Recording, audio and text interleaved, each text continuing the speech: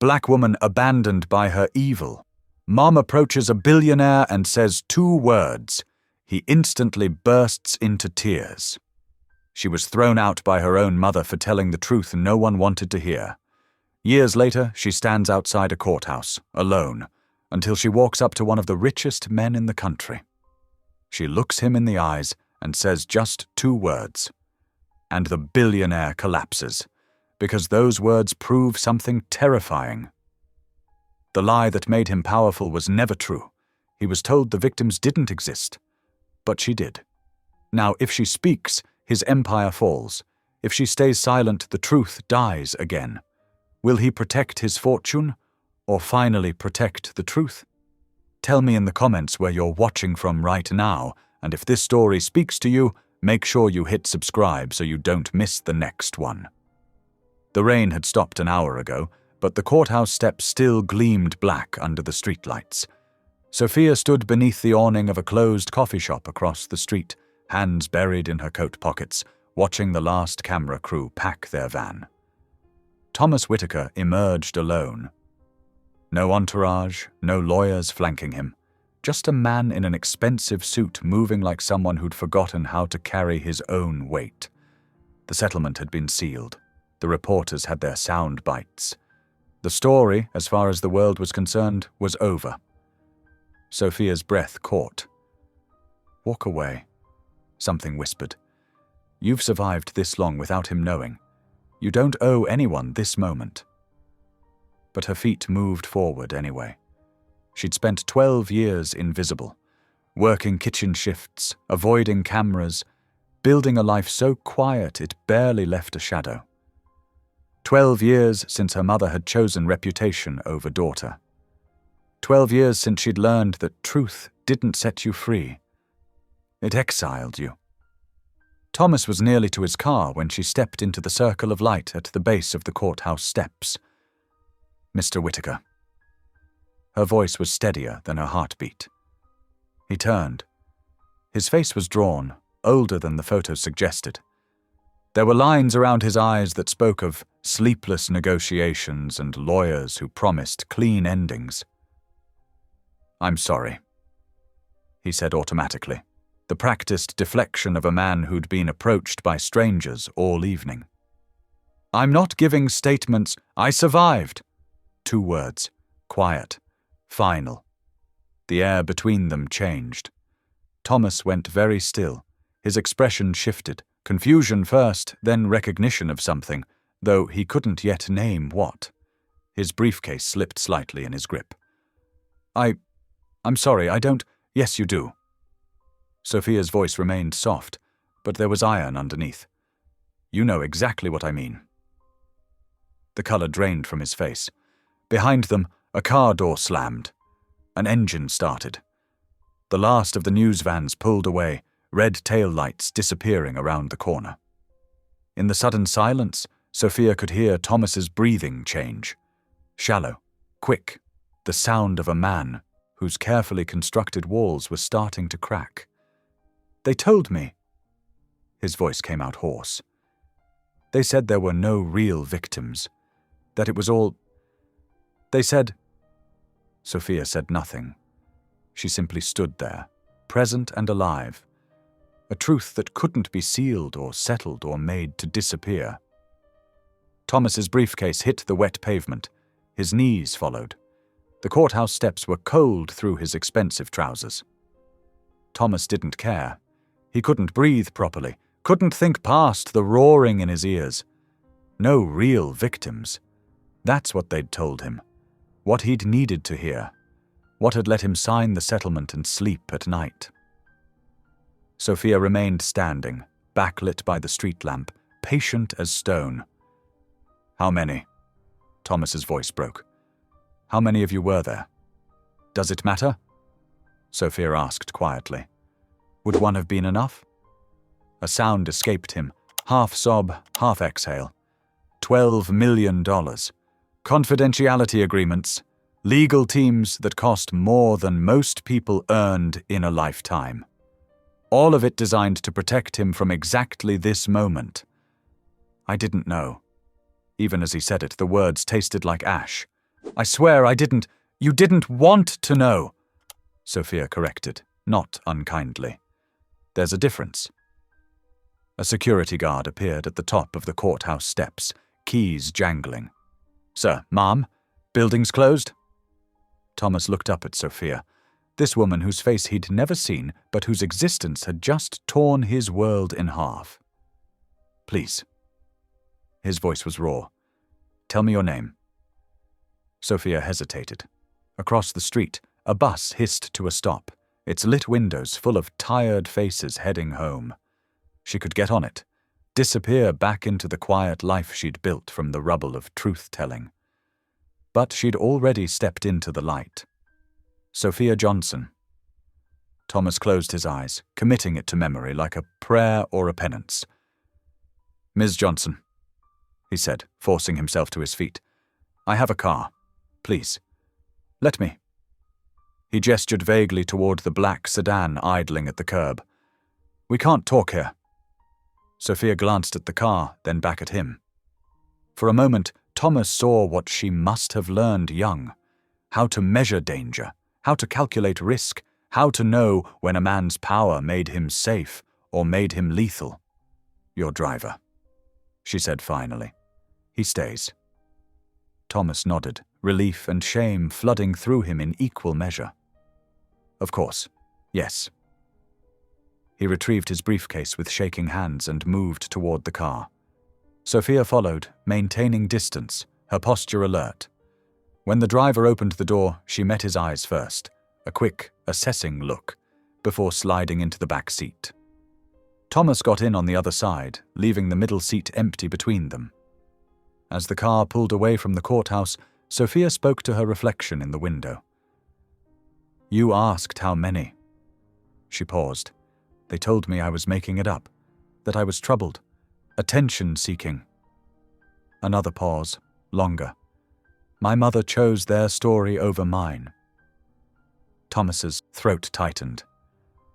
Your mother, Ruth Johnson, she's a church deacon, respected in the community. Sophia's voice remained eerily calm.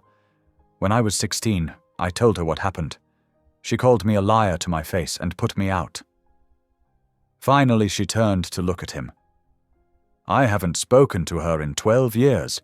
So yes, Mr. Whitaker, I survived. But surviving cost me everything. The car glided through empty streets, carrying them both toward conversations neither of them was ready for. The leather seats creaked as Thomas shifted uncomfortably. City lights strobed across Sophia's face, bright, dark, making it impossible for him to read her expression. There must be some mistake, he said, hating how weak it sounded. The investigation was thorough, exhaustive. They interviewed dozens of people. Did they interview me? Silence. Did they interview anyone who actually said yes, this happened? Thomas's jaw worked. They said, the report concluded that the allegations were unfounded, motivated by financial. I never asked for money. Sophia's voice cut clean. I was 17 when your people came. They offered me $20,000 to sign a paper saying I lied. I refused, so they made me disappear from the record instead. That's not. Thomas stopped. The investigative firm had been recommended by his legal team. Top tier, discreet. He'd paid them $500,000 for a report that let him sleep at night. What did they do? Nothing illegal, Sophia said with bitter precision. They interviewed my mother, who confirmed I was troubled and prone to fabrication. They interviewed my high school counselor, who confirmed I'd been in therapy. They noted my grades had dropped, as if trauma doesn't do that. Then they buried my name in a footnote labeled unsubstantiated claim, witness deemed unreliable. The car stopped at a red light. In the sudden stillness, Thomas could hear his own heartbeat. Tell me something, Sophia said quietly. Something only someone who was really there would know. Ms. Johnson, I don't think. The summer camp, 2013, there was a chapel made of river stones. Her voice never rose, but each word landed with surgical precision. Second row from the back, left side. The bench had initials carved into it, JM plus RT inside a heart. Thomas felt the blood leave his face. The last evening, after the closing ceremony, you gave a speech about stewardship. Sophia's eyes stayed fixed on the window. You said the world needs people willing to carry heavy truths, that faith without action is just noise. She finally looked at him. I was 13. I believed you. The light turned green. The car didn't move. The driver waited. There were 14 of us that summer. Sophia continued. All girls, all from troubled backgrounds. That's what the brochure said. Your foundation's charity work. Her hands lay perfectly still in her lap. It happened in the administrative cabin, the one with the blue door and the cross mounted above it. You want more details, Mr. Whittaker? I can describe the exact pattern of the floor tiles, the way the wood polish smelled, the sound the screen door made when— Stop! Thomas's voice cracked. Please, stop. But Sophia continued, relentless and gentle at once. The investigator who interviewed me 9 months later asked if I could prove any of it. I told him about the bench, the cabin, the blue door. He said memories can be implanted, that troubled girls sometimes make things up for attention. He never went to that camp, never checked if those details were real. Thomas pressed his palms against his eyes. The cabin. He'd forgotten about that cabin entirely. It had been sold off when the foundation restructured years ago. But he remembered giving that speech. Remembered feeling proud, virtuous even, surrounded by disadvantaged kids his charity was supposedly helping. Your foundation closed that camp the next summer, Sophia said, quietly, no explanation given. The property was sold to a private buyer within 6 months. Oh, God. The words escaped like a wound. The driver cleared his throat softly. Sir, where are we going? Thomas lowered his hands. Sophia was watching him now, not with hatred, that would have been easier, but with something worse. Pity for a man just realizing he'd paid a fortune to be protected from the truth. My apartment, Thomas said hoarsely. Take us to my apartment. As the car began moving again, Sophia spoke once more, so quietly he almost missed it. You asked if there were more. I don't know, Mr. Whittaker. Your investigators made sure we'd never find each other. The penthouse elevator opened directly into Thomas's apartment. Sophia stepped onto marble floors that probably cost more than every place she'd ever lived combined. Floor-to-ceiling windows framed the city below, thousands of lights, thousands of lives, none of them aware that something fundamental had just shifted in the carefully ordered world of Thomas Whittaker. Tea? Thomas's voice was mechanical. Or coffee. I don't need anything. Sophia remained near the elevator, not sitting, not settling. Survival had taught her to always know where the exits were. Thomas moved to the kitchen anyway, hands needing something to do. The kettle's whistle eventually filled the silence. He poured 2 cups. Neither of them touched theirs. They sat at opposite ends of a couch that could seat 6, the tea cooling between them like a failed offering. The settlement, Thomas began, then stopped, started again. When it came across my desk, my lawyers said it was standard procedure. Nuisance claims, people targeting the foundation because they thought they could get money. He stared at his untouched cup. They recommended settling to avoid publicity, to protect the organization. I signed without— His voice fractured. I trusted them to tell me if it was real. It was real, Sophia said simply. The investigative report, it said— Thomas pulled his phone from his pocket with shaking hands, scrolled through emails until he found it. Quote, after extensive interviews and document review, we find no credible evidence of misconduct. The claimants show patterns consistent with fabricated allegations, financial motivation, inconsistent timelines, and histories of behavioral issues. He looked up. That's what I signed based on. Sophia's expression didn't change. How much did you pay them to write that? $500,000 for the investigation, $12 million for the settlement. $12.5 million. Sophia let the number sit in the air. That's what truth cost you. Or what silence did, I suppose. Thomas set his phone down carefully, as if it might shatter. I thought I was protecting innocent people. The staff, the board members, the families who trusted us. If the allegations were false, and I was told they were false, then fighting them publicly would only destroy reputations for nothing. And if they were true? The question landed like a stone in still water. Then I destroyed us instead. Sophia continued quietly. The ones who actually needed protecting. We lost our reputations anyway. Liar, troubled, attention-seeking, but without the truth ever mattering. She leaned forward slightly. Do you know what happens to a 16-year-old girl when her own mother calls her a liar? When the people who are supposed to investigate don't believe her because she's poor and brown and already broken? Ms. Johnson, I worked in restaurant kitchens, cleaned houses, anything that didn't require references or background checks that might ask questions. I moved every 2 years so no one would know me long enough to ask about my past. Her voice remained steady, factual. I survived by becoming invisible. That's what your $12 million bought you. My disappearance. Thomas's throat felt tight. I'm sorry. I know that's inadequate. I know it doesn't. I'm not asking for an apology.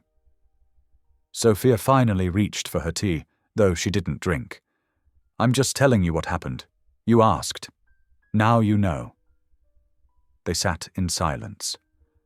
Through the windows, a plane's lights drifted across the dark sky. I can't undo it, Thomas said finally. The settlement is sealed, legally binding. The records are confidential forever. He looked at her. But I can help you now. Financial security, support, anything you need to stay quiet. Sophia's tone was mild, curious even, but her eyes were sharp. No, that's not. Thomas stopped himself. Yes, I suppose that's what it would mean, wouldn't it? Another payment, another silence. At least you're honest about it now. Thomas stood abruptly, paced to the windows. The city sprawled below. His city, in a way. His company had built 3 of the towers visible from here. His foundation funded hospitals and schools. Good work, important work, all of it built on a buried truth. If this comes out, he said to his reflection, the foundation collapses. Not just my reputation, the entire organization. 5,000 employees, the scholarships, the medical programs, the housing initiatives, all of it ends. Sophia stood as well, though she didn't approach. So the choice is between me and 5,000 people who did nothing wrong? That's not fair. No, Sophia agreed. It's not. But neither was what happened to me, or to however many others you've never counted. Thomas turned to face her. What do you want? Tell me what would make this right. Sophia's laugh was soft and sad. Mr. Whitaker, nothing makes this right. That's the point. I survived, but the world I survived into is one where you get to keep everything, and I get to keep silent. She moved toward the elevator. The difference between then and now is that I chose silence before, or had it chosen for me. This time, at least, you're asking. Please don't go. Thomas's voice cracked with something close to desperation. Not yet. Just give me time to figure out how to fix this. Some things can't be fixed. Sophia pressed the elevator button. They can only be acknowledged. The elevator doors opened. Sophia stepped inside, then paused, holding the door. Your lawyers will call you soon, she said. They always do when someone like me appears. They'll tell you I'm trying to extort you, that I'm unstable, that this is all a scheme." She met his eyes. "When they do, ask yourself, what did I ask you for tonight?" The doors closed before he could answer. Thomas stood alone in his $12 million silence as his phone began to ring. Sophia didn't go home. She walked, 40 blocks through empty streets, past closed shops and sleeping buildings, while her mind replayed every word. The look on Thomas's face when she'd described the cabin, the way his hands had shaken pouring tea neither of them drank. The inevitable question, what do you want? What did she want? Not money, not revenge, just the impossible thing, for it to never have happened. By the time she reached her studio apartment in a neighborhood Thomas Whitaker would never visit, dawn was threatening the horizon. Sophia unlocked 3 separate locks and stepped into the safety of 400 square feet she could afford. She made it to the bathroom before she started shaking. Thomas didn't sleep. He sat in his study, surrounded by awards and photos of ribbon cuttings and grateful families, and read the investigative report he'd never fully read before. Page 47. There it was, buried in an appendix. One claimant, S.J., minor at time of alleged incident, provided detailed testimony. However, subject exhibited markers consistent with false memory syndrome and has documented history of mental health interventions. Mother confirmed subject's pattern of attention-seeking behavior. Claim deemed unsubstantiated. S.J. Sophia Johnson. 3 lines. That's what her truth had been reduced to. Thomas picked up his phone, put it down, picked it up again. At 4:47 a.m., he called his head of security. "Find her," he said. "Sophia Johnson, early 30s. I need an address, and I need to know if she's safe." The knock came at 11 a.m. Sophia, who'd finally fallen into exhausted sleep, startled awake. Through the peephole, Thomas Whitaker, looking like he'd aged a decade overnight, and a woman in her 60s with kind eyes. Sophia opened the door to the chain's length. "How did you find me?" "I own the building," Thomas said tiredly. "I own 38 buildings in this city. When my people ran your name, the property records—" He trailed off. "May we come in? This is my mother, Evelyn." Evelyn stepped forward, and something in her face made Sophia undo the chain. They sat in Sophia's small kitchen, Thomas looking impossibly out of place on the thrift store chair, Evelyn settling in as though she'd been invited for tea. "I told him everything," Thomas said without preamble. "My mother. Last night, I couldn't—" His voice caught. "She's the only person I trust to tell me the truth." Evelyn reached across and took Sophia's hand. Her grip was warm, steady. "Child, I am so sorry for what was done to you, for what my son didn't do when he should have." Tears Sophia hadn't planned on shedding began to fall. She'd braced herself for lawyers, for threats, for more silence. Not for this. "I want to make this right," Thomas said. "But I don't know how. The settlement is ironclad. If I violate it, the legal consequences are less important than moral ones." Evelyn finished quietly. She hadn't let go of Sophia's hand. "Thomas, you've built an empire on good works, but if the foundation is rotten, the building is still rotten. If I go public, the foundation collapses. Thousands of people lose their jobs, programs shut down. The good we do, built on whose backs?" Evelyn's voice was gentle but implacable. "Bought with whose silence?" Sophia pulled her hand back carefully. "Mrs. Whitaker, I don't want to destroy anything. I just wanted him to know I existed, that I was real." "You want the truth spoken," Evelyn said. "That's not the same as destruction.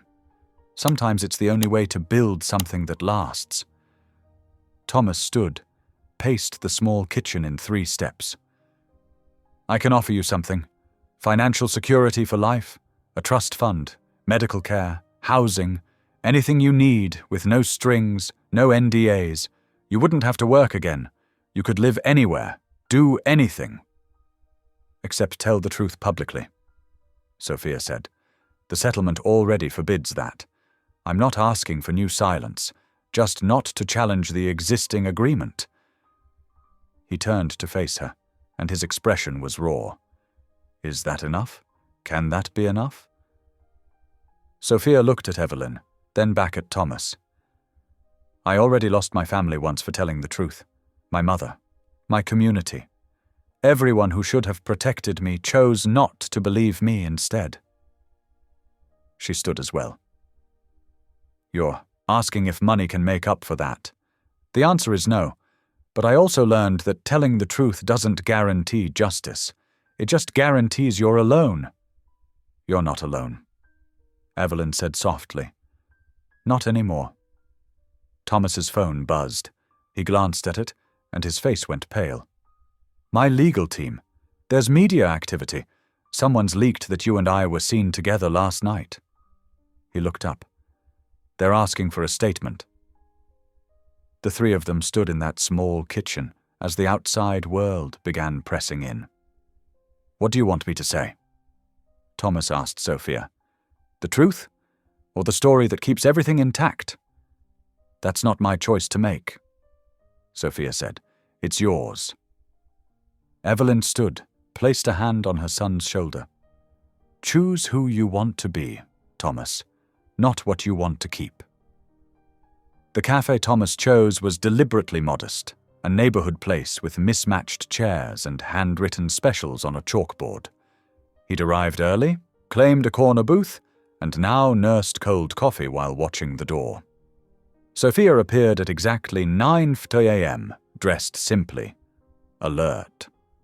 She scanned the room with the practiced caution of someone who'd learned to measure safety by exits and sightlines. When her eyes found Thomas, something shifted. Not trust, but willingness. She crossed to the booth. Thomas stood awkwardly. Thank you for coming, he said. You own this building too. A ghost of a smile. No, actually. I found it on foot last night. After you both left, I couldn't sleep. I walked, found this place around 3 a.m. when the baker was coming in. He gestured to the booth.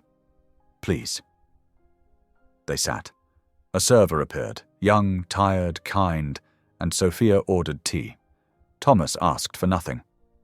I called you here. Thomas began, then stopped as the door chimed. Evelyn Whittaker entered, bringing with her the kind of presence that didn't announce itself but simply was. She wore a simple dress and cardigan, carried a worn Bible, and moved with the confidence of someone who'd outlived the need to impress anyone. Sophia's posture straightened, surprised. I hope you don't mind, Thomas said. I needed her here, for both of us.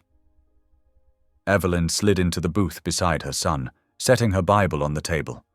She looked at Sophia with eyes that had clearly seen loss, lived through it, and emerged faithful despite it. Ms. Johnson, Evelyn said warmly. I didn't sleep much either. Spent most of the night praying for wisdom. For you. For my son. She reached across and took Sophia's hand, a gesture that was becoming familiar. I want to thank you for your courage, for speaking when silence would have been easier. Sophia's throat tightened. I didn't feel courageous. I couldn't pretend anymore. That's what courage is, Evelyn said. Doing what's right when pretending is easier. The server brought Sophia's tea.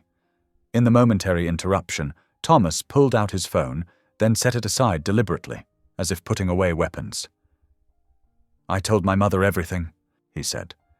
The report, the settlement, what the investigators claimed about you. He met Sophia's eyes. She asked me a question I couldn't answer. Did I really believe you were lying? Or did I just want to? What did you tell her? The truth. Thomas's voice was rough. That I was relieved when they said there were no real victims, that I wanted to believe it because believing it meant I could keep building without looking back. He swallowed hard. I'm ashamed of that. But it's the truth." Evelyn spoke, her voice carrying the weight of faith lived, not just proclaimed. "My son has spent 15 years building a kingdom. He's done good work, don't mistake me, real good.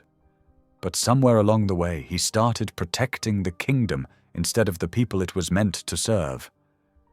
"Mum," Thomas began. "Hush now, I'm not finished." Evelyn's tone was loving but firm. She turned to Sophia. "Child, I can't undo what happened to you, can't give you back what was taken. But I can tell you this.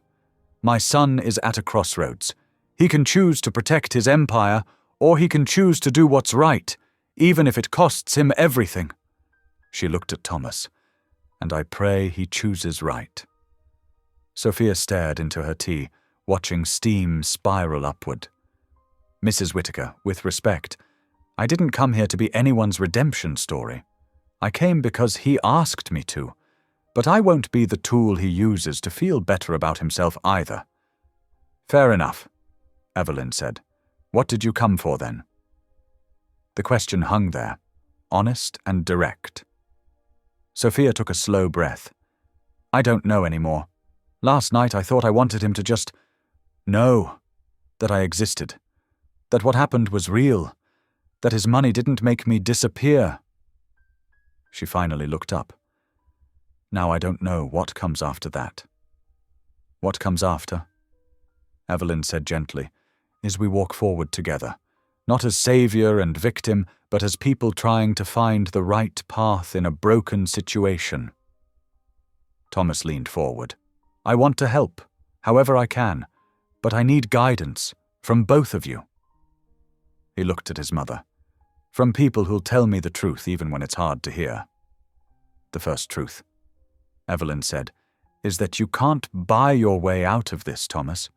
Money is what got you into this mess, thinking it could solve what only honesty can solve." "I know. Do you? Because an hour ago you offered Ms. Johnson a trust fund, a beautiful cage with no bars." Evelyn's gaze was steady, loving, unyielding. "She doesn't need your money. She needs your conscience, and this world needs you to choose truth over comfort."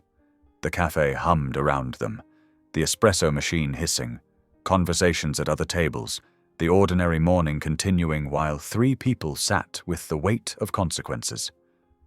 Sophia spoke quietly. "If I stay silent, nothing changes. If I speak, everything falls apart, including programs that help people who've done nothing wrong." She looked at Thomas. "That's the choice you've given me. Live with guilt or live with responsibility for destruction." "That's my burden," Thomas said. "Not yours. You already paid your cost. Whatever happens next, that's on me." "Noble words," Evelyn murmured. "Now let's see if you have the strength to live them." Thomas nodded slowly. "Miss Johnson, Sophia, I have a foundation. One of our programs is a counseling center. Discreet, professional, specifically for survivors." He struggled with the word. "Would you be willing to meet some of the counselors? To see the work they do?" "Why?" "Because I need to understand what I've been ignoring. And because—" His voice caught. "Because I think you need to know you're not alone. That there are others. That maybe something good has come from all this, even if I didn't deserve to be part of it." Sophia studied him. This powerful man humbled, his mother beside him like a gentle sword. She thought of 12 years invisible. 12 years carrying the weight alone. "All right," she said finally. "I'll meet them, but not as your charity case, as someone looking to see if anything real exists behind the money." "Fair," Thomas said. Evelyn smiled then, first genuine light in the conversation. "That's a start. A small one, but a start." She stood, gathering her Bible. "Now I have a women's prayer group in an hour. You two figure out the details." She looked at Sophia. "You're welcome to join us any time, child. 3rd Thursday of every month. We'd be honored to have you." After Evelyn left, Thomas and Sophia sat in the relative quiet. "Your mother is formidable," Sophia said. "She is." Thomas managed a tired smile. "When my father died, she could have lived comfortably on what he left. Instead, she moved into a modest apartment and gave most of it away. Said wealth that doesn't serve is just weight." He paused. "I inherited his business sense. Wish I'd inherited more of her conscience." "It's not too late," Sophia said, surprising herself. "To choose differently." Thomas looked at her, with something close to hope. "Will you stay? Just for a while? Let me show you the center. Let me try to do at least one thing right." Sophia finished her tea, considering. She could leave now, return to invisibility. Or she could walk forward into whatever this was becoming. Not healing, maybe, but something closer to truth. "One day," she said. "I'll give you one day." It was more than he deserved, and they both knew it. But sometimes mercy shows up in small offers, in morning cafes, in the willingness to not walk away quite yet. The building didn't announce itself.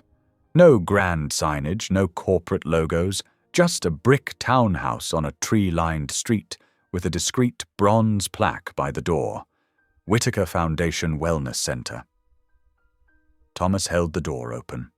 Sophia stepped inside cautiously, taking in the waiting room with its soft lighting, comfortable chairs that didn't match, artwork that felt chosen rather than purchased. It was designed to feel unlike an institution, more like someone's home. A woman in her 40s approached, professional but warm. "Mr. Whitaker, we weren't expecting you today." "I apologize for the surprise visit, Dr. Chen. This is Sophia Johnson. I was hoping if you have time, you could show her what we do here." Dr. Chen's eyes flickered to Sophia with immediate understanding. The recognition wasn't invasive, just knowing. She extended her hand. "Ms. Johnson, welcome. I have about an hour before my next session. Would you like some coffee? Tea?"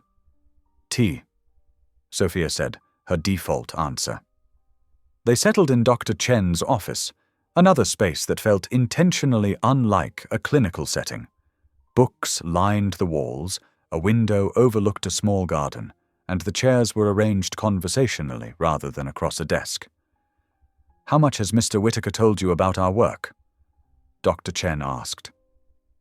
"Very little," Sophia admitted. Dr. Chen nodded, then looked at Thomas.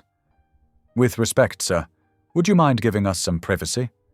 I think Ms. Johnson and I should talk alone." Thomas stood immediately. "Of course. I'll be in the waiting room." After he left, Dr. Chen poured tea from a pot that had been waiting. "He means well," she said carefully. "But sometimes well-meaning people take up too much space in a room. You don't need to perform for him here." Sophia felt something in her chest loosen slightly. "What is this place, really?"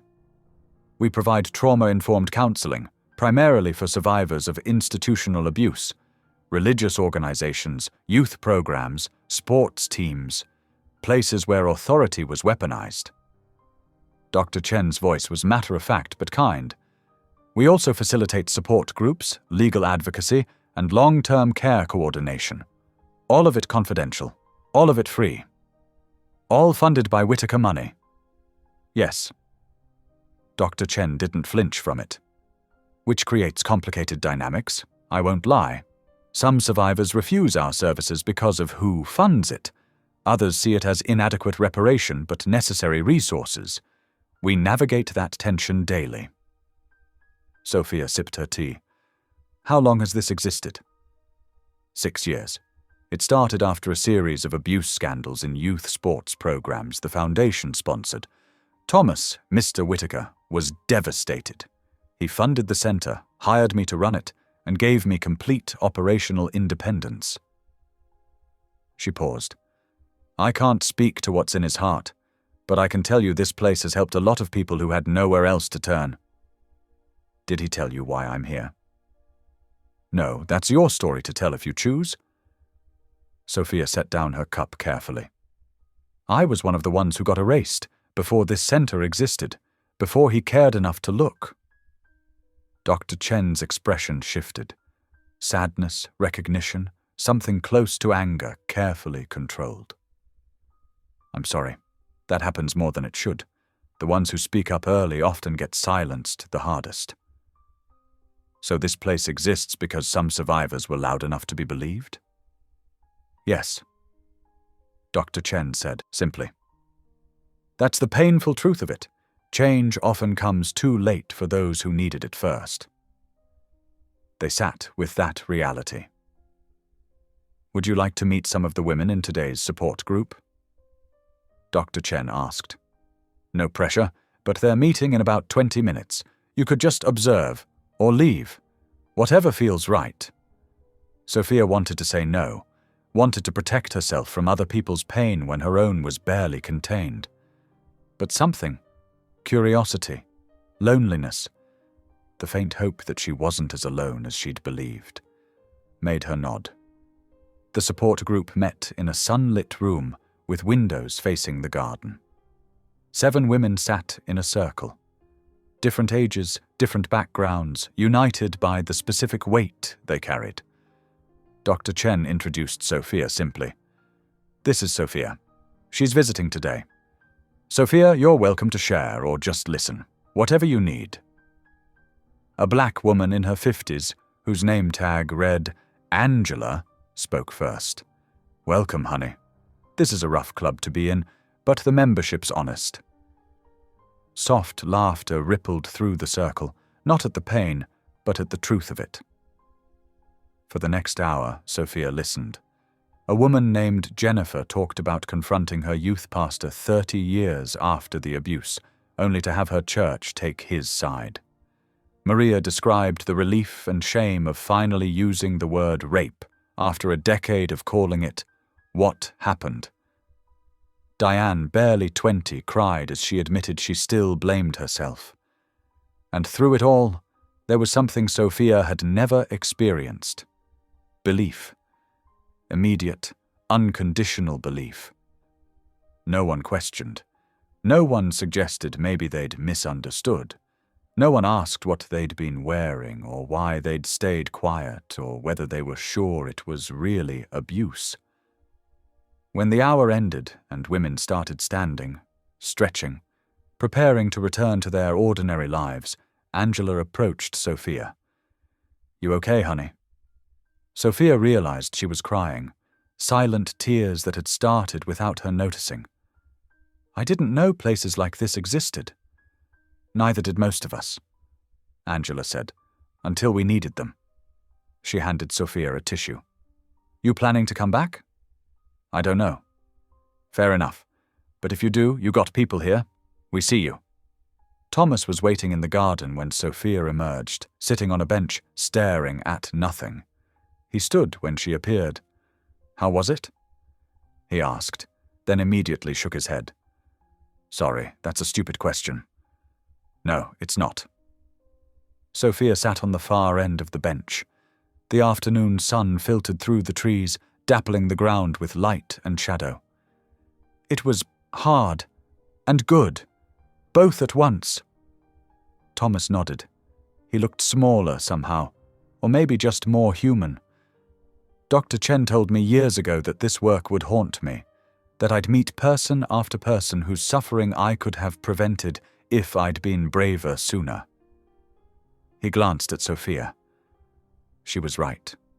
Why did you bring me here? Honestly? Thomas exhaled slowly. Because I needed you to see that I'm not just making excuses, that something good exists because of what happened, even though that doesn't fix anything, and because... He paused.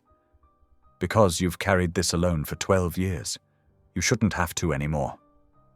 Sophia watched a bird land on the garden path, peck at seeds, fly away. Those women in there, they believed me without question.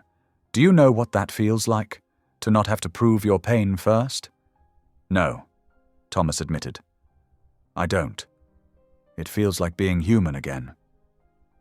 They sat in silence as the afternoon stretched toward evening.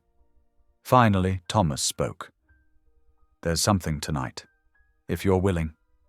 Pastor Holloway, he runs a small congregation downtown. Very different from the mega churches.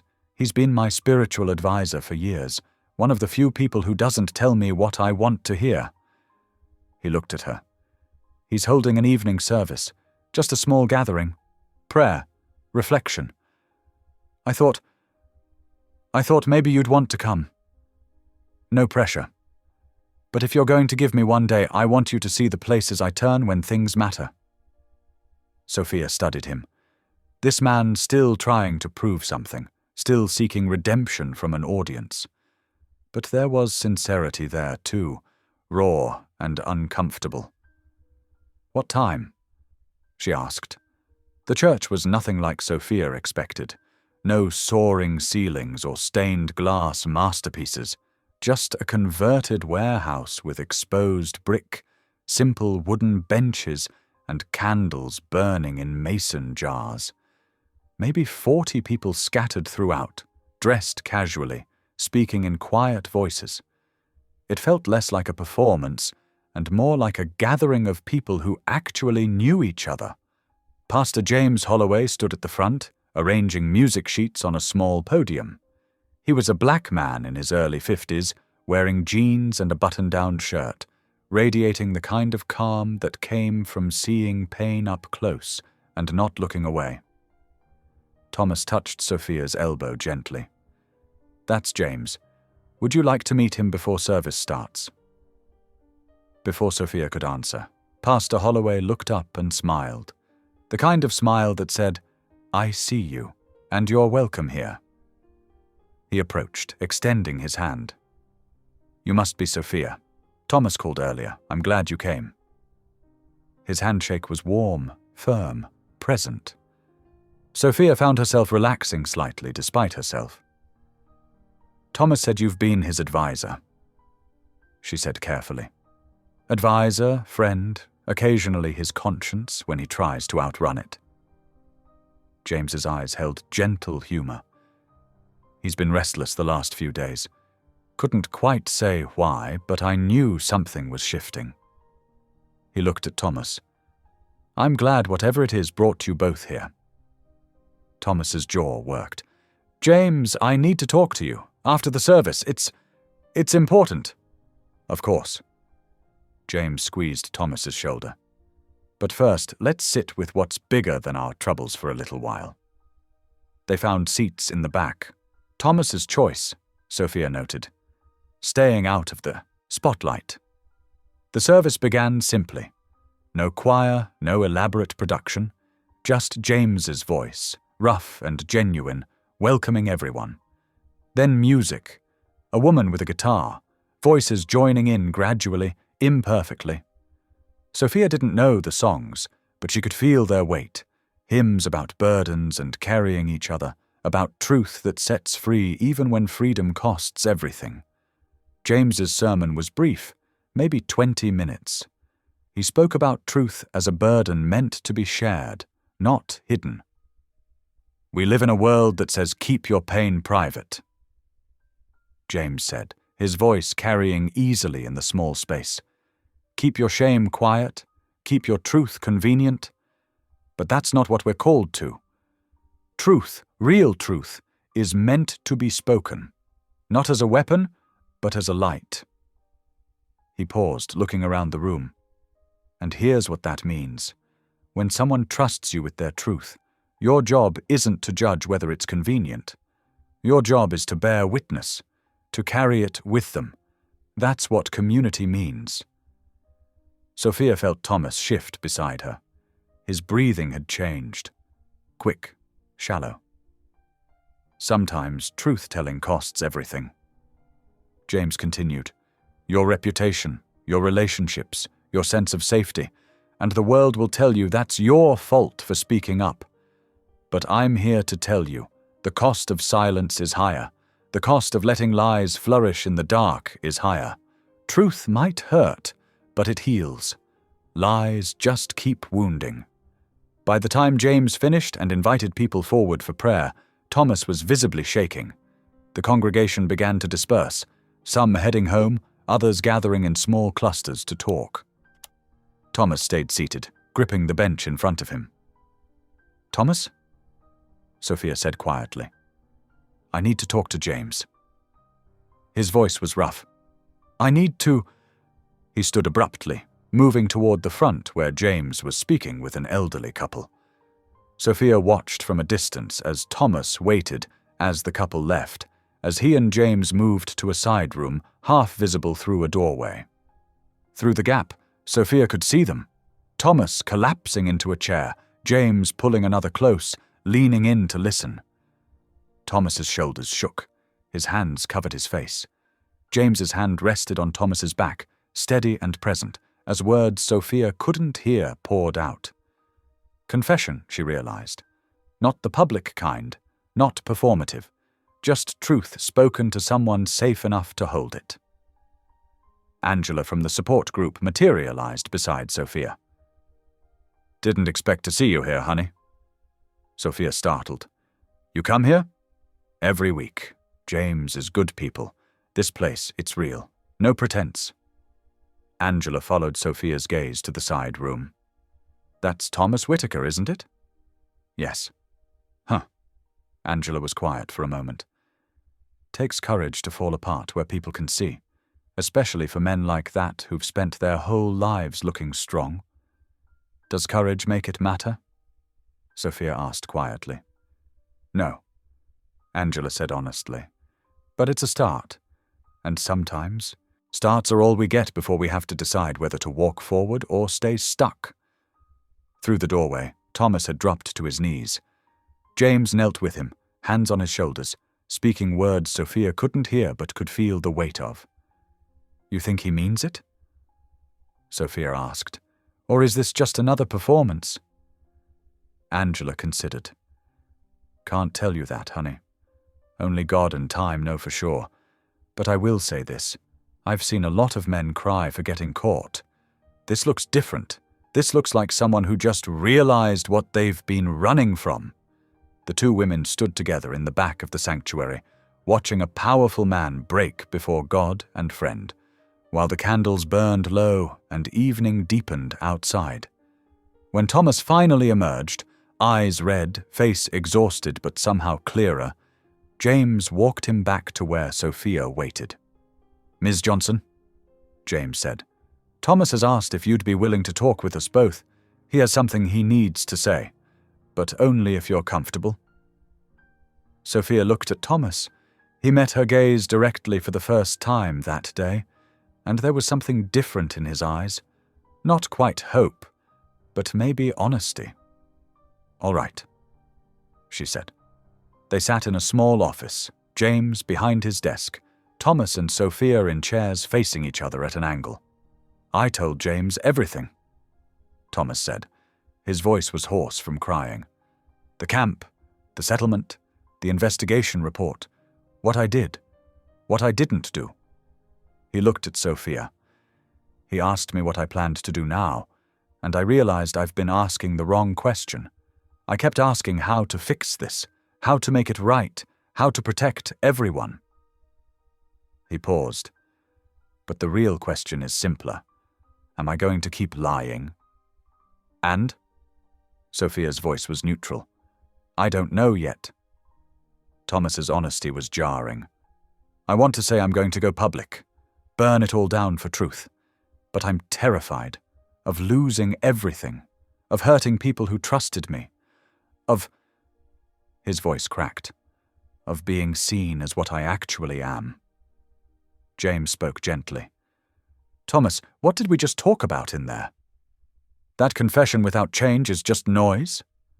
And that the hardest prayers are the ones that cost us everything. So," James said, looking between them, "here's where we are. Thomas has confessed to God and to me. He's acknowledged the harm. But the question remains. What does repentance look like when the harm is this big and the consequences are this complicated?"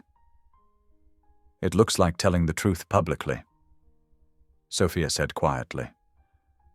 even when it costs everything. Thomas closed his eyes. I know that's what it should look like. But you're still counting costs. James finished, still negotiating with integrity, still trying to find the comfortable version of righteousness. The words weren't harsh, but they landed hard. Thomas opened his eyes. Give me time, please. I'm not saying no. I'm saying I need to think, to pray, to figure out how to do this without destroying innocent people. There's no way to do that, Sophia said, not unkindly. Any choice you make destroys someone. The question is whether you destroy the guilty or keep crushing the victims. They sat with that truth as the candles burned lower. Finally, James spoke. Let's pray. Right now. For wisdom, for courage, for whatever comes next. They bowed their heads, James praying aloud, words about truth and fear and the strength to do what's right when everything screams to stay safe. Thomas wept quietly. Sophia sat with eyes closed, listening, hoping, afraid to hope. When James said Amen, they sat in silence for a long moment. I should go home, Sophia said finally, standing. Thank you, Pastor Holloway, for your honesty. Wait, Thomas said. Let me drive you, please. But Sophia shook her head. I need to walk, alone, to think. She left them there, Thomas and James, power and conscience wrestling with what comes after confession. Outside, the city was quiet. Streetlights guided Sophia home through familiar streets. For the first time in 12 years, she felt something close to peace. Not because anything was fixed, but because truth had been spoken, seen, acknowledged. Maybe that would be enough. Maybe Thomas would find courage. Maybe hope wasn't foolish. She let herself believe it, just for tonight, as she walked home under the stars. Sophia woke to her phone buzzing insistently. 6:47 a.m. 3 missed calls from a number she didn't recognize, 1 voicemail, and a text from Angela. Turn on the news. I'm so sorry. Dread settled in her stomach like ice. She turned on her small television, the one she'd bought third-hand and barely used, and flipped to a news channel. Thomas Whitaker's face filled the screen, but not Thomas broken and confessing. Thomas polished, powerful, standing behind a podium with the company logo gleaming behind him. The Charon read, Whitaker Enterprises announces major expansion. Sophia's hands went numb.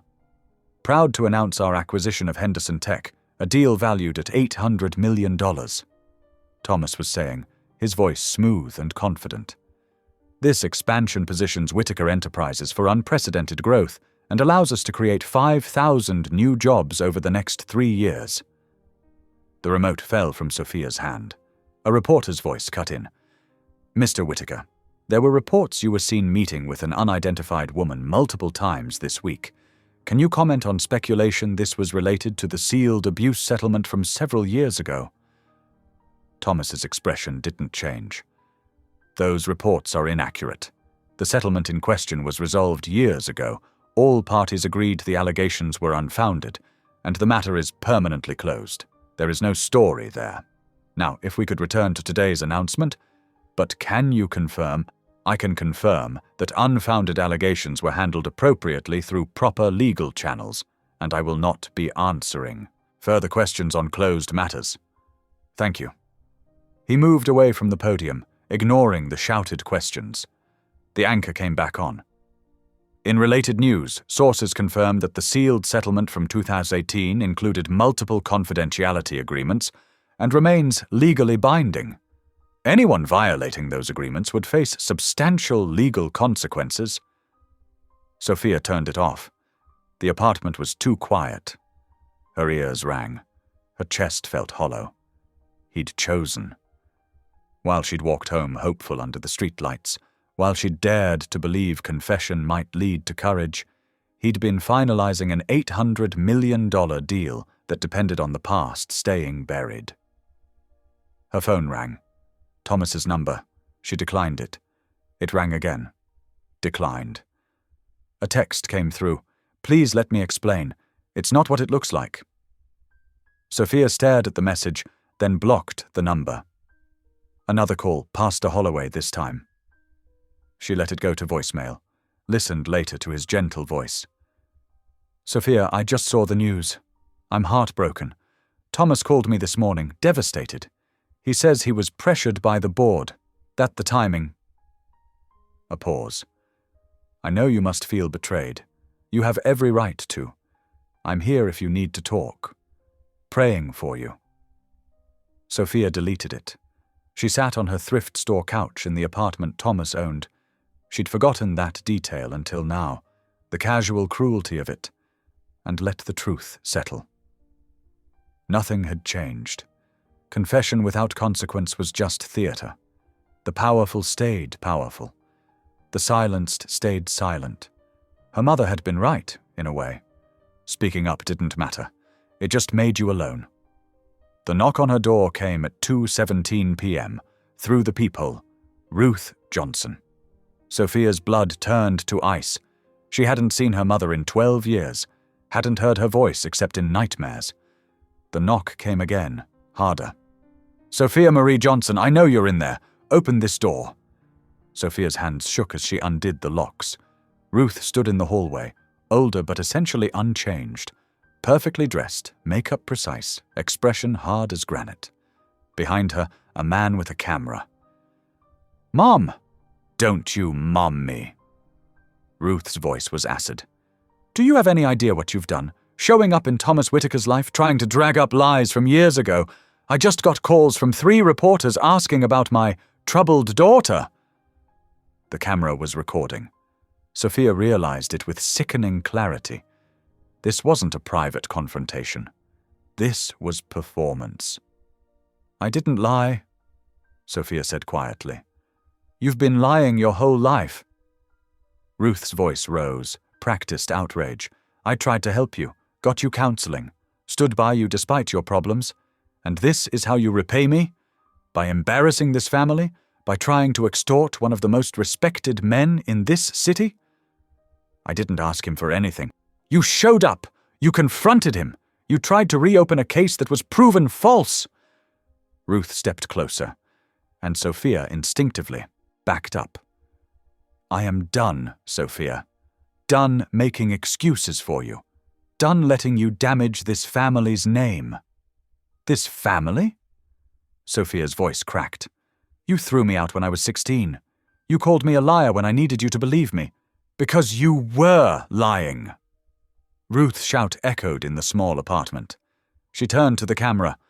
"My daughter has always had problems, mental health issues, a need for attention. I tried to protect her from herself, but she's determined to self-destruct and take innocent people down with her." "Get out," Sophia whispered. "Gladly." Ruth's smile was cold. "But first, I want the record clear. I, Ruth Johnson, am publicly disavowing my daughter. She does not speak for this family. Her allegations have been investigated and found baseless. And if she continues this crusade against Mr. Whitaker, a man whose foundation does genuine good in this community, she will face every legal consequence available." The cameraman was still recording. Ruth looked at Sophia one last time. "You were always determined to burn everything down. I just pray God forgives you for it." Then she was gone, the cameraman trailing behind her. Sophia stood in her doorway as neighbors peeked out of their apartments, as whispers started, as her anonymity, her carefully constructed invisibility, shattered completely. She closed the door, locked it, walked to her bathroom. In the mirror, she saw what Thomas had seen that first night, a woman who'd survived but looked exhausted from it, someone who'd told the truth and been punished twice for the same courage. Her phone buzzed with a news alert. Local woman's mother speaks out.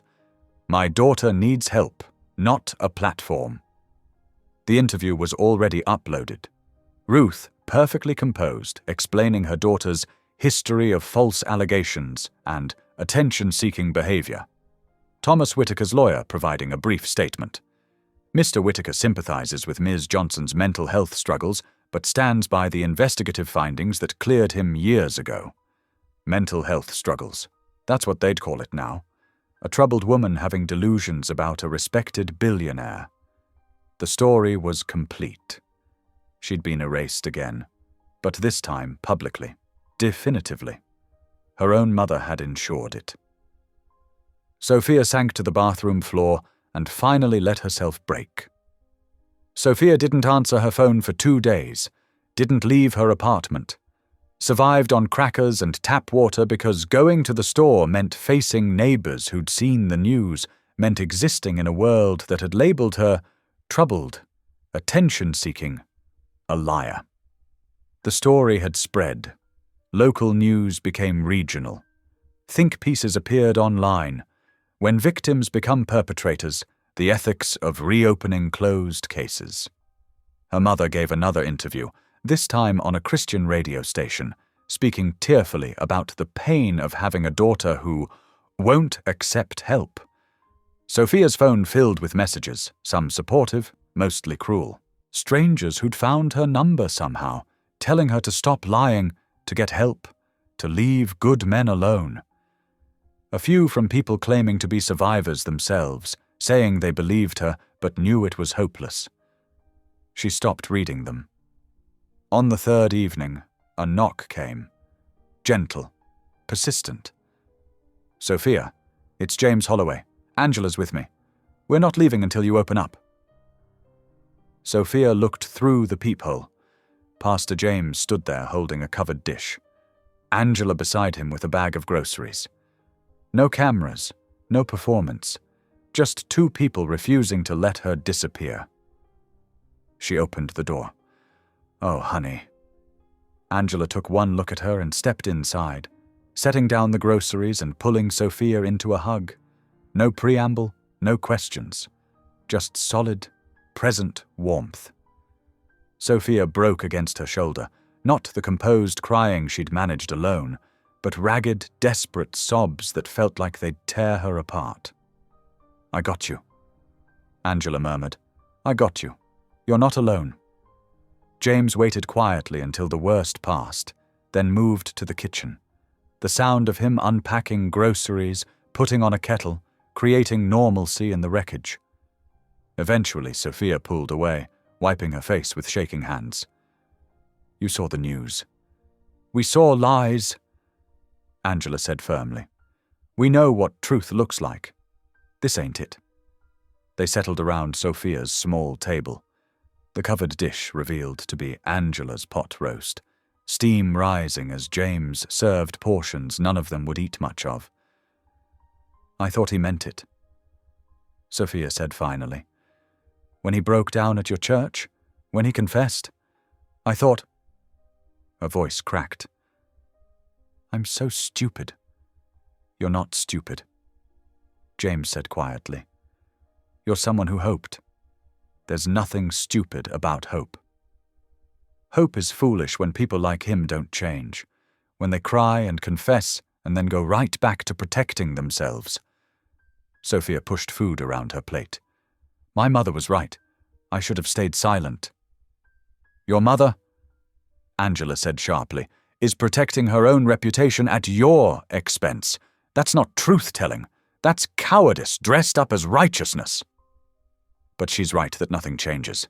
I spoke up at 16, exiled. I confronted Thomas, publicly humiliated. Truth doesn't win. It just makes you a target." James set down his fork.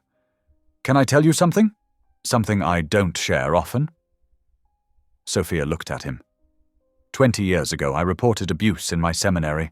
A professor with a pattern. I had evidence, witnesses, everything you're supposed to have." His voice was steady, but his eyes held old pain. "The school investigated, found him innocent, suggested I take a leave of absence for my mental health. I lost my scholarship, my reputation. My path to ordination got delayed 5 years. What happened to the professor? Sophia asked. Promoted. Retired with honors. James smiled sadly. Never faced consequences. So I understand what you're feeling right now. The rage, the despair, the sense that telling truth just marks you for destruction. Then why do it? Sophia's voice rose. Why tell the truth if it only hurts us?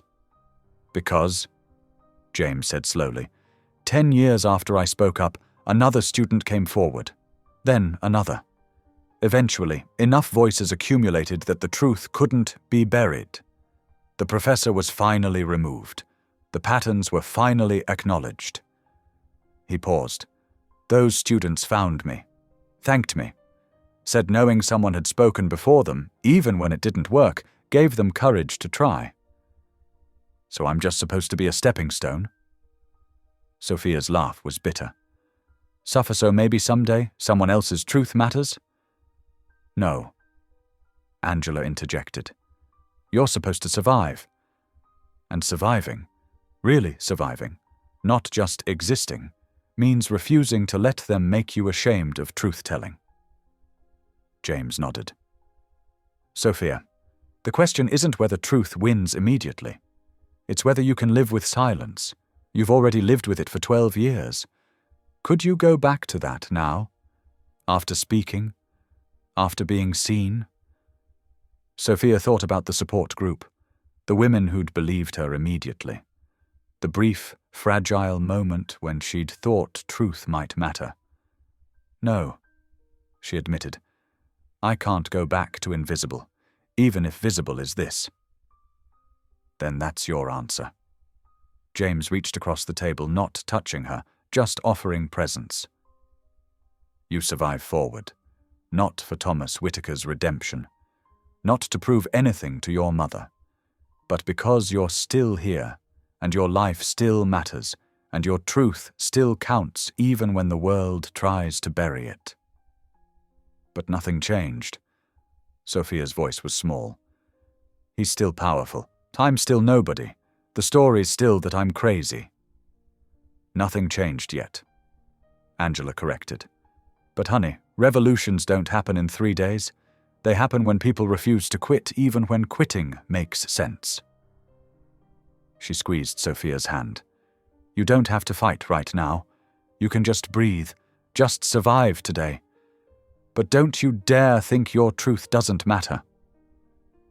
They sat in silence, the food cooling, the evening deepening. I keep wondering, Sophia said quietly, if I'm being punished for speaking up again, like God's trying to teach me to stay quiet. James's expression softened. The God I know doesn't punish people for telling truth. People do that. Institutions do that. But God? God weeps with you. And if I'm reading my Bible right, God has a particular fury for people who silence the vulnerable to protect the powerful. Then where is he now? Sophia asked. Where's the justice, the vindication? Here. James gestured around the small apartment. In people who refuse to abandon you. In the fact that you're still breathing. In the small, stubborn truth that you haven't let them make you disappear. He paused.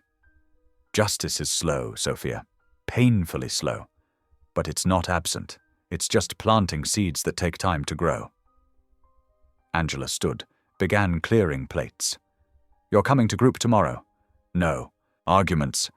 You need people around you, not just this apartment and a news cycle that lies. I don't know if I can face. Those women already texted me. They want you there. They're furious on your behalf. Angela's voice was firm. You come. You sit. You let people see you're still standing. That's the work right now. After they left, after hugs and promises to check in tomorrow and the lingering warmth of people who'd chosen to stay, Sophia sat in her quiet apartment. The news was still lying about her. Her mother was still claiming she was troubled. Thomas was still protected. But she'd eaten. She'd cried with people who believed her. She'd survived another day. It wasn't justice. It wasn't even close. but it was something. Across the city, Thomas sat alone in his office on the 43rd floor. The expansion announcement had gone perfectly. Stock prices had soared. The board was thrilled. His lawyer had assured him the situation with Sophia was handled. Her credibility destroyed, the story contained. Everything was fine. Thomas stared at his reflection in the darkened window. He'd called Sophia 16 times, left voicemails she'd never hear because she'd blocked him, tried to explain that the board had pressured him, that the timing was impossible to change, that he'd find another way to help her privately. All true. All excuses. His mother hadn't answered his calls either. That hurt worse than Sophia's silence. Evelyn's disappointment was a weight he couldn't rationalize away. On his desk, the investigative report he'd finally read in full. Pages and pages of dismissed testimonies, minimized trauma, legal maneuvering disguised as fact-finding. And there, on page 47, the 3 lines that had erased Sophia Johnson from his conscience. S.J., minor at time of alleged incident, markers consistent with false memory syndrome, claim deemed unsubstantiated, 3 lines that had let him sleep at night for years. Thomas picked up his phone, stared at Pastor James's number. Put it down. What could he say? I'm sorry I chose money over integrity. I'm sorry I'm exactly what she thought I was. His reflection stared back. Expensive suit, polished success, hollow eyes. What have I done? He whispered to the empty office. The city lights glittered below, indifferent and beautiful. 5,000 jobs were being created from his latest deal. Shareholder value had increased by $3 billion. The Whitaker Foundation would fund a new hospital wing next year. All of it built on silence. All of it contingent on Sophia Johnson staying erased. Thomas thought about Sophia walking home that night after the church service, believing in hope, while he'd been finalizing paperwork that would bury her again. He thought about his mother's words. Wealth without integrity is spiritual poverty. He thought about Pastor James's sermon. The cost of silence is higher. But most of all, he thought about Sophia's face when she'd said, I survived. Past tense, as if surviving was over, as if what came after didn't count. Thomas stood abruptly, grabbed his keys, and left. Thomas arrived at his mother's modest apartment building at 10:47 p.m. He'd driven without conscious decision, his hands steering while his mind churned through justifications that all rang hollow. The building had no doorman, no marble lobby. Evelyn had moved here after his father died, refusing Thomas's offers of something more suitable. She'd said she didn't need suitable. She needed neighbors who knew each other's names and potluck dinners in the community room. He knocked, waited. Evelyn opened the door in a bathrobe, reading glasses perched on her nose. She looked at him for a long moment, then stepped aside wordlessly. The apartment was small, 1 bedroom, a living area filled with well-worn furniture and shelves overflowing with books. Photos on the walls. Thomas at his college graduation, her late husband, grandchildren she'd never have because Thomas had married his career instead. I saw the news, Evelyn said, settling into her armchair. She didn't offer him tea, didn't ask him to sit, just waited. Thomas remained standing, feeling like a child called to account. Mom, I can explain. Can you? Her voice was calm, terribly calm. Because I'm genuinely curious what explanation justifies betraying that girl after watching her pour out her pain to you. The board. The board serves at your pleasure, Thomas. You're the majority shareholder. Don't hide behind the board when you made the choice. The words hit like a slap. Thomas sank onto the couch, head in his hands. The timing was impossible. The expansion had been in the works for months. If I'd backed out, if I'd gone public with what Sophia told me, the deal would have collapsed. $800 million, 5,000 jobs. and one woman's dignity. Evelyn finished quietly, which apparently wasn't worth protecting. That's not fair. Fair? Evelyn's voice sharpened, not loud but cutting. Thomas, that child stood in a courthouse in the rain and confronted you. She told you truth that cost her everything, her family, her safety, her whole life, and you responded by calling her mentally troubled on national television. I didn't call her. Your lawyer did, on your behalf, with your approval. Evelyn removed her glasses, set them aside. Don't pass words with me. I raised you better than that. Thomas felt tears burning. What was I supposed to do? Sacrifice everything I've built? Destroy the foundation that helps thousands of people? Let all that good work collapse? Yes. The word hung in the air, simple and absolute. Yes? Thomas stared at her. Just, yes? Throw it all away? If the foundation is built on lies and buried victims, then yes. Throw it away. Evelyn leaned forward, and her eyes were fierce with love and disappointment. Thomas, you keep talking about the good work, the jobs, the programs, but good work built on evil is still evil. You can't balance out covering up abuse with charity. That's not how righteousness works. So I should destroy thousands of innocent people's livelihoods to tell the truth. Evelyn's voice finally rose. To stop hiding behind prosperity while girls like Sophia live in shame. To choose integrity over comfort. She stood, paced to the window. You think God cares about your stock prices, your expansion deals, when there are survivors you've silenced? Thomas's voice came out broken. I don't know how to fix this. I know you don't, baby. Evelyn's tone softened. But that's because you're still trying to fix it without losing anything, and that's not possible. Real repentance costs everything. That's why it's repentance. I'll lose the company. My reputation. Everything I've worked for. Yes, Evelyn said again. Probably. But you'll gain your soul back, and you'll stop crushing that girl under the weight of your reputation.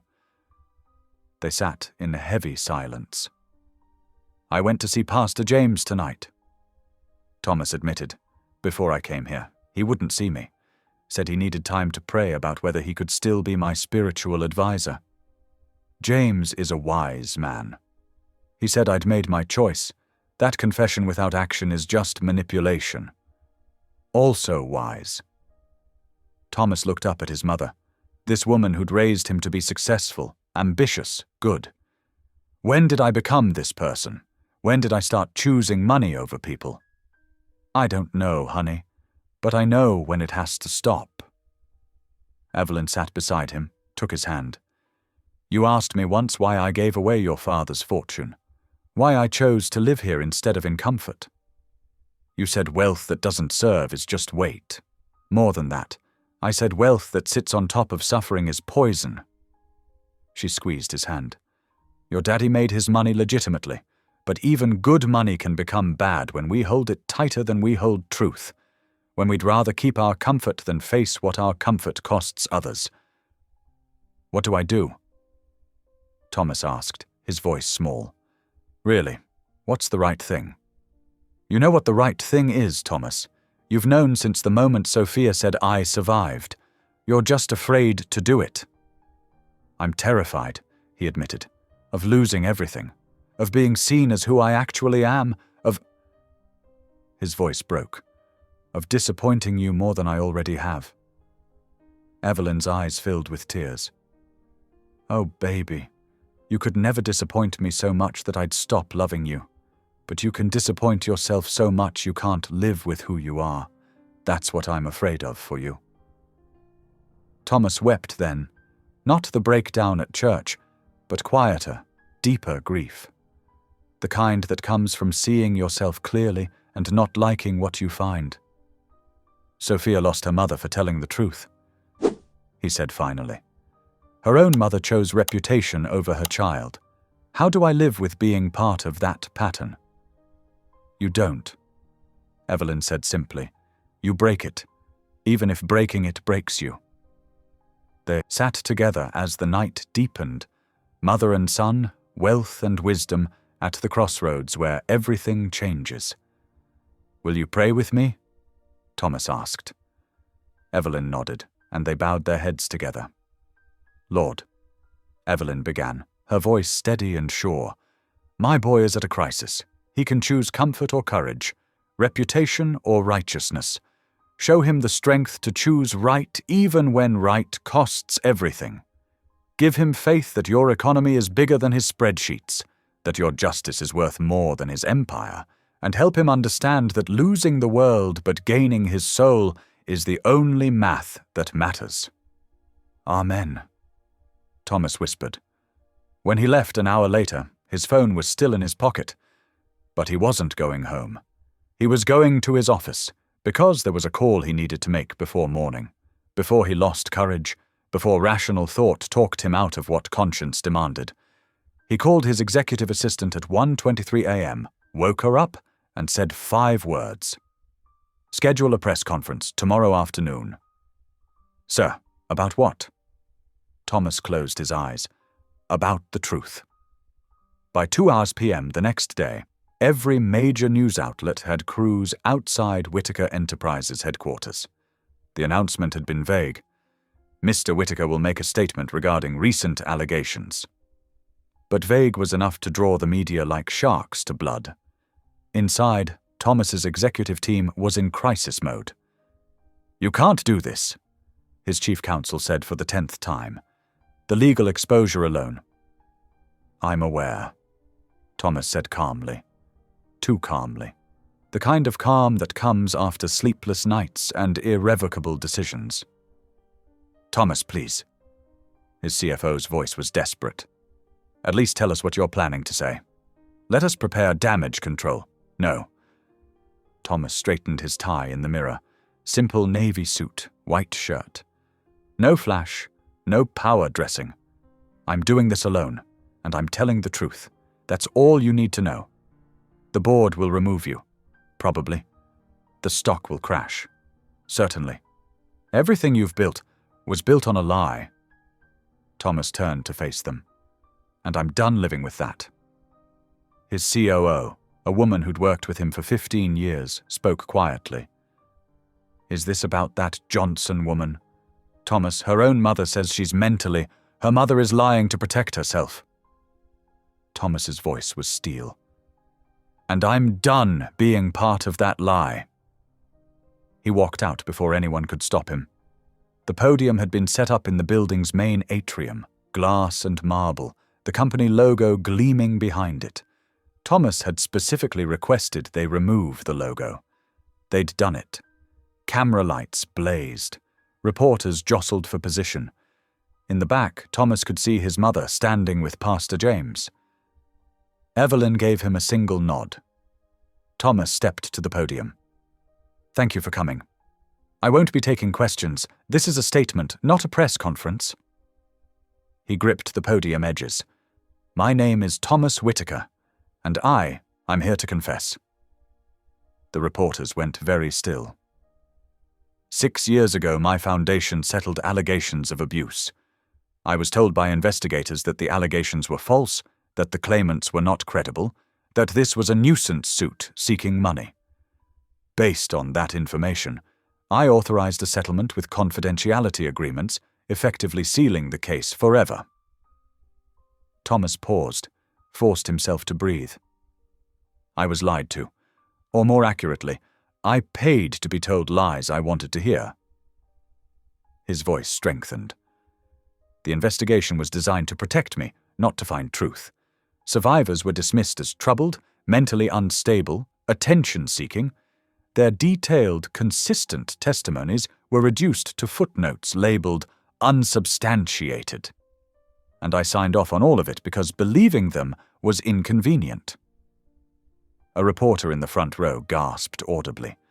3 days ago, one of those survivors found me. Her name is Sophia Johnson. She is not mentally unstable. She is not lying. She is not seeking money. In fact, she refused financial support from me multiple times. She simply wanted me to know she existed, that she survived, that the truth mattered even if I'd tried to bury it. Thomas's hands were shaking. He didn't hide it. Instead of honoring her courage, I betrayed her. I moved forward with a business expansion while my lawyers painted her as troubled. I let her mother publicly disown her on television. I chose my reputation over her dignity. His voice cracked. And I am profoundly, unforgivably sorry. The room was silent except for camera shutters clicking. Effective immediately, I am stepping down as CEO of Whitaker Enterprises. I am initiating an independent investigation, truly independent this time, into all allegations connected to my foundation's programs. Any survivors who were silenced, dismissed, or paid to disappear will be contacted, their testimonies will be heard, and appropriate action will be taken regardless of legal or financial consequences. A reporter shouted, "Mr. Whitaker, are you admitting to covering up abuse?" "Yes." Thomas looked directly at the camera. "I am admitting that I prioritized organizational reputation over survivor safety, that I trusted investigators who told me what I wanted to hear, that I benefited from a system designed to silence the vulnerable, and I am done being part of that system." "What about the foundation?" "The foundation's board will determine its future. If they choose to continue under new leadership with full transparency, that's their decision. If they choose to dissolve it, that's appropriate too. I will not be involved in that decision. Your company stock has already dropped 7% in the last 10 minutes. Good," Thomas said simply.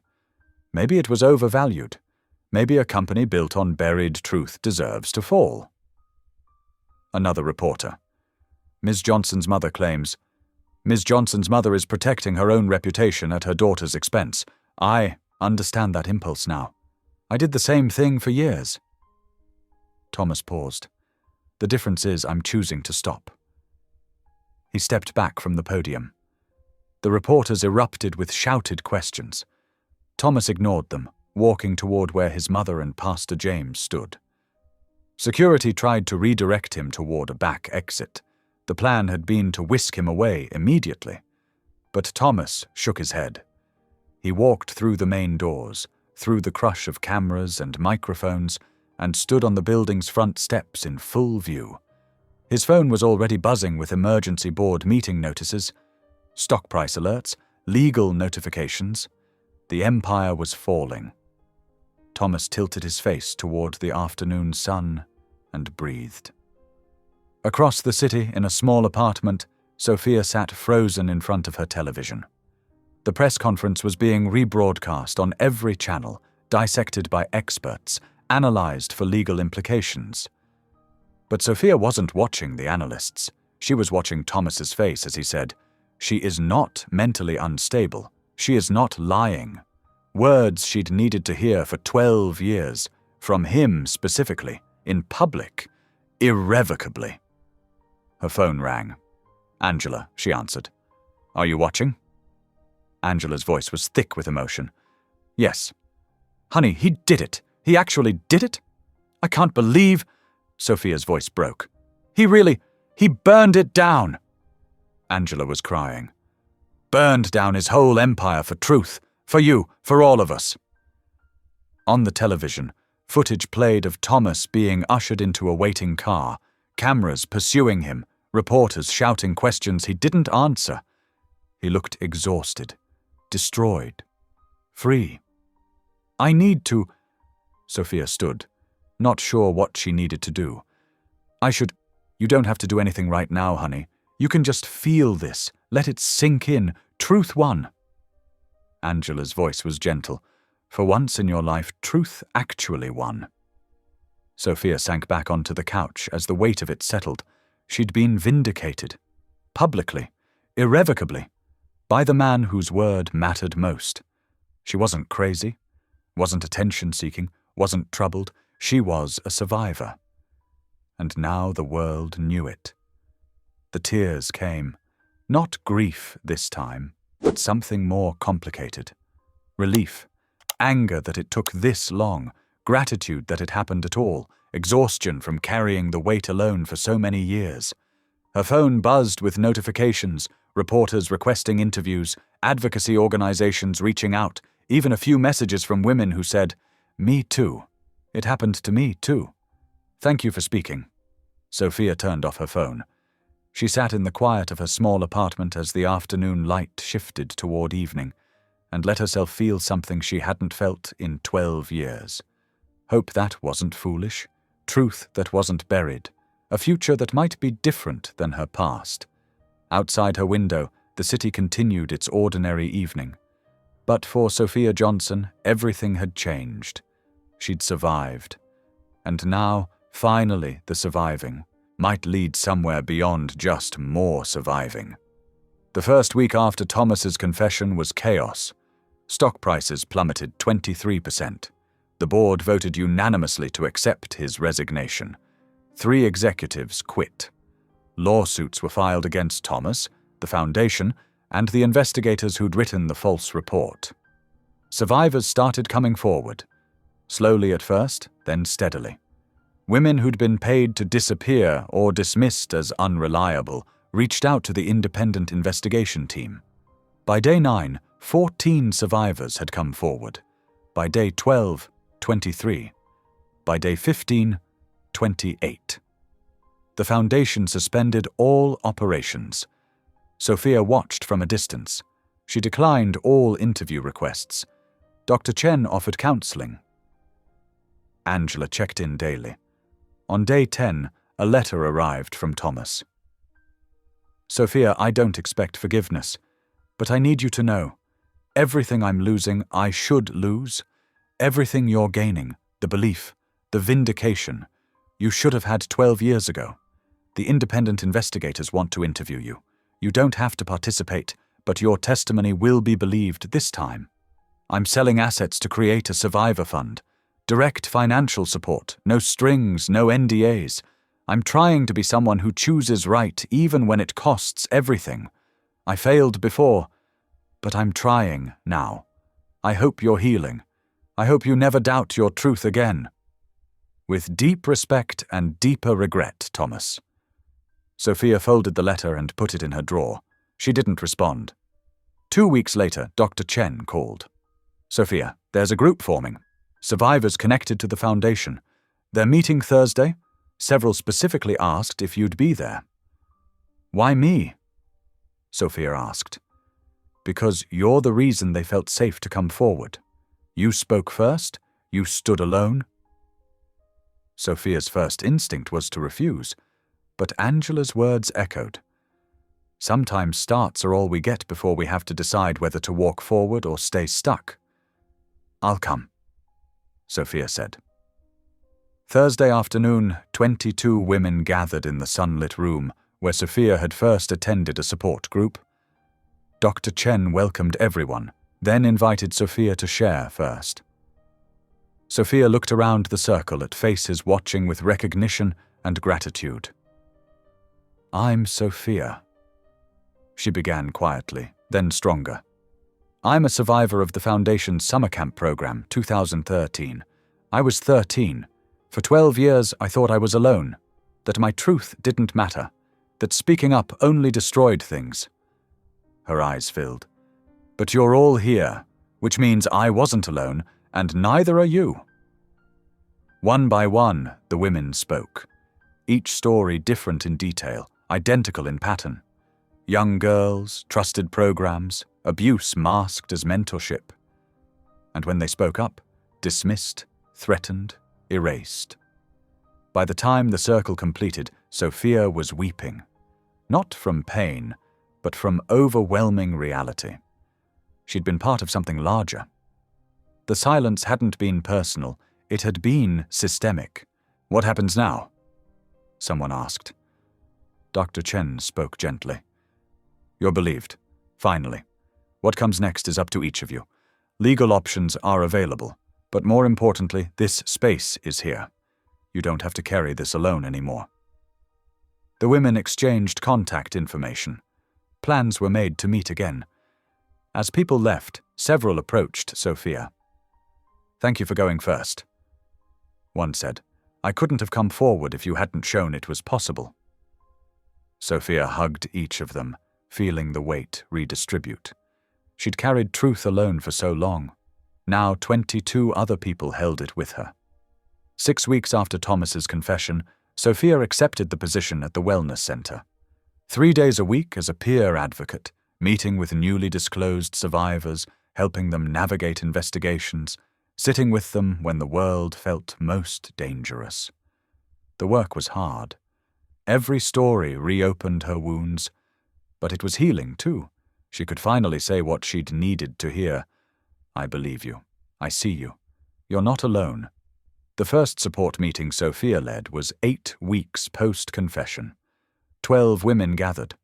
Sophia had prepared notes and agenda. She threw it all away. I'm Sophia. I'm a survivor. And I'm new at this. She began honestly. I don't have all the answers. I'm still figuring out healing. But I know what it feels like to be believed, finally.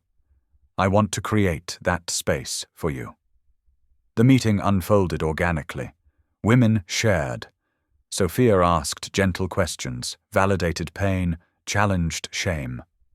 By the end, 2 silent women had spoken about their abuse for the first time. How did you get so good at this? Jennifer asked afterward. I'm not good at it. I'm just honest about how hard it is. People feel the difference. Angela pulled Sophia aside. Honey, you're a natural.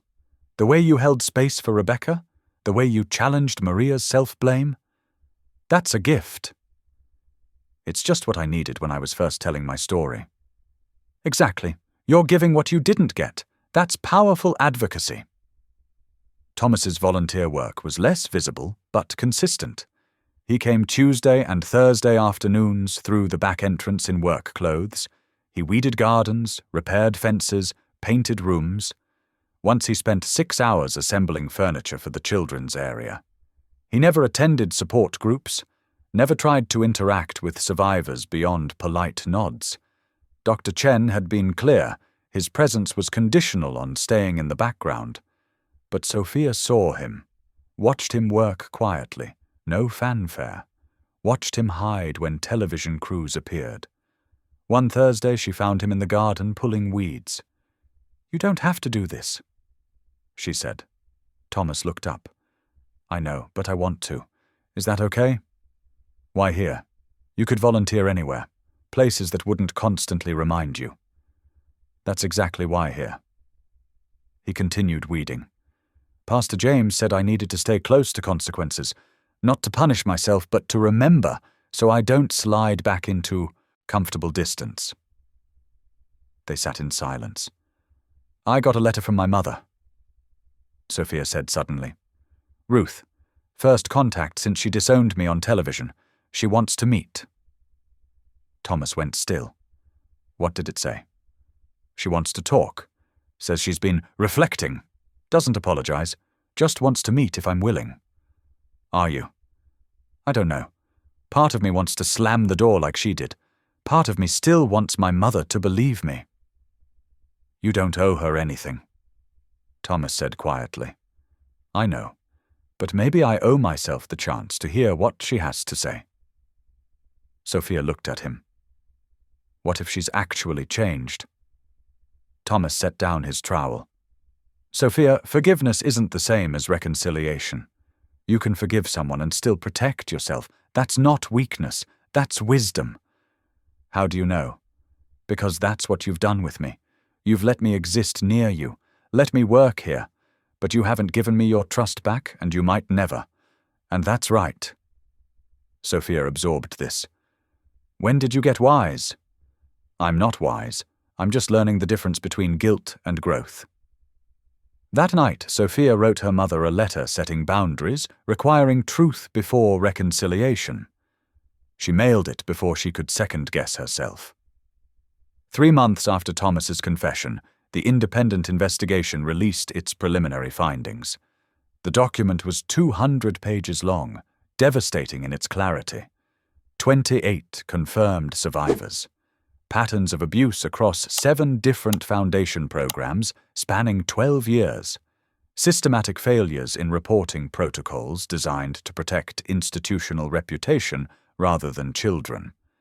Investigators who'd been financially incentivized to find no credible evidence and had delivered exactly that conclusion. The foundation dissolved completely within 2 weeks. Its assets were liquidated, and the proceeds went directly to survivors and to establishing independent oversight organizations that would monitor youth programs across the state. Thomas's personal wealth, once valued at $2.3 billion, was reduced to approximately $30 million after sales, settlements, and survivor fund contributions.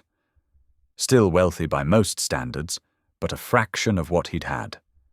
He moved from his penthouse to a modest 2-bedroom apartment in a middle-class neighborhood where no one recognized him. He got a job consulting for non-profits, real work with hourly pay, and no executive perks. He continued volunteering at the wellness center twice a week without fail.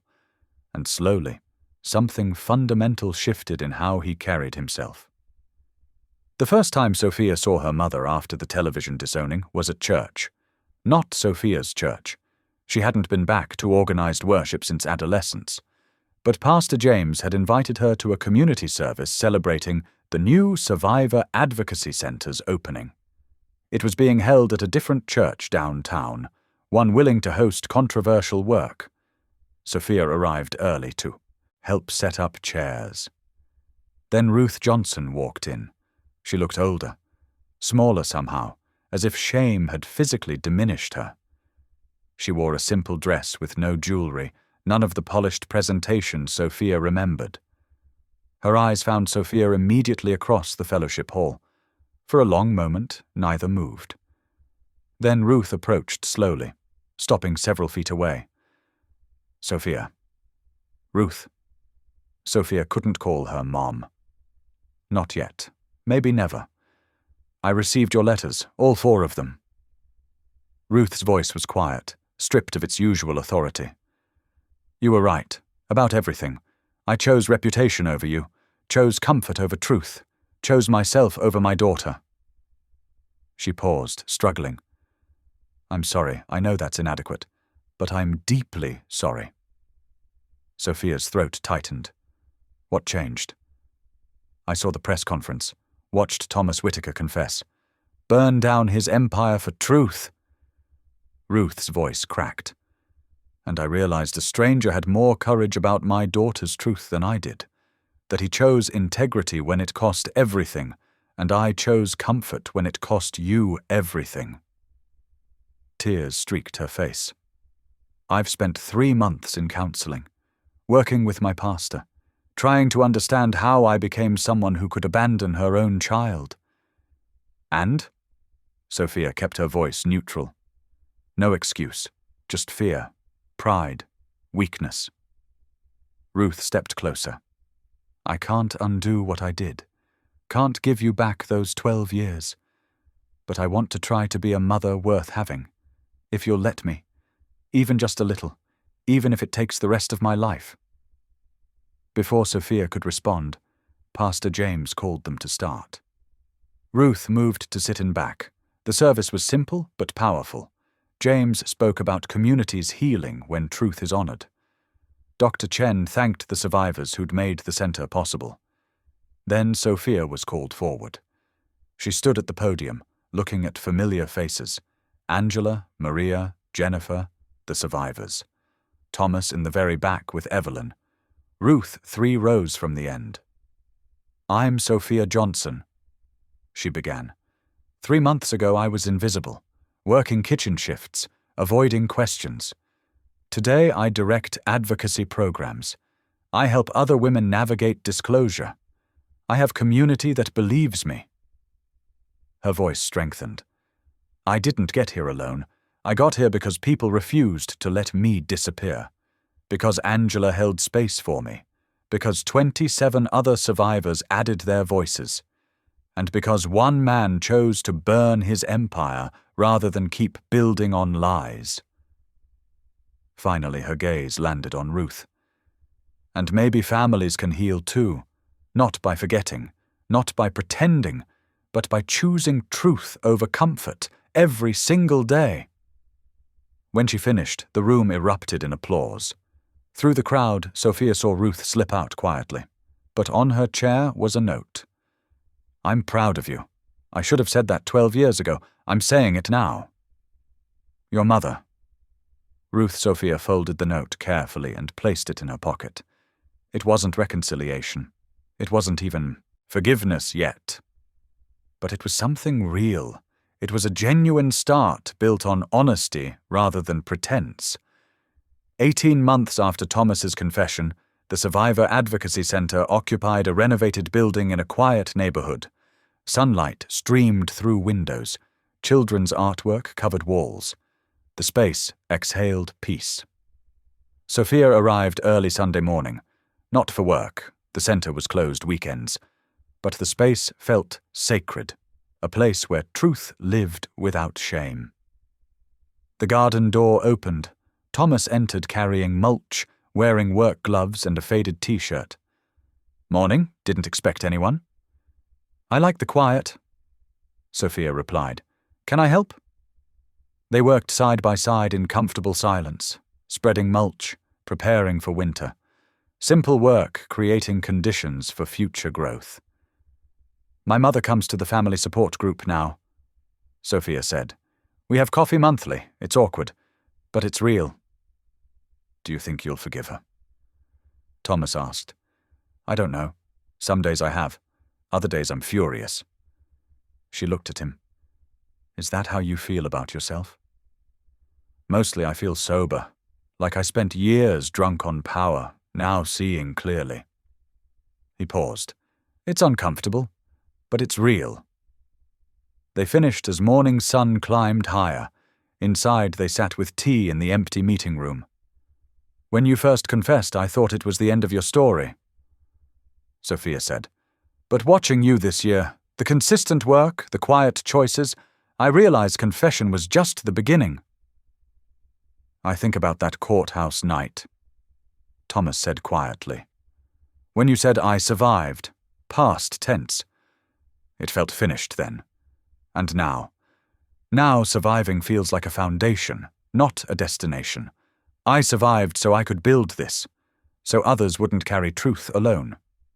That afternoon, Pastor James held a dedication service. 50 people gathered. Ruth sat middle, eyes bright. Evelyn beside her. Sophia stood at the podium. "When I was 16, I told truth and lost everything.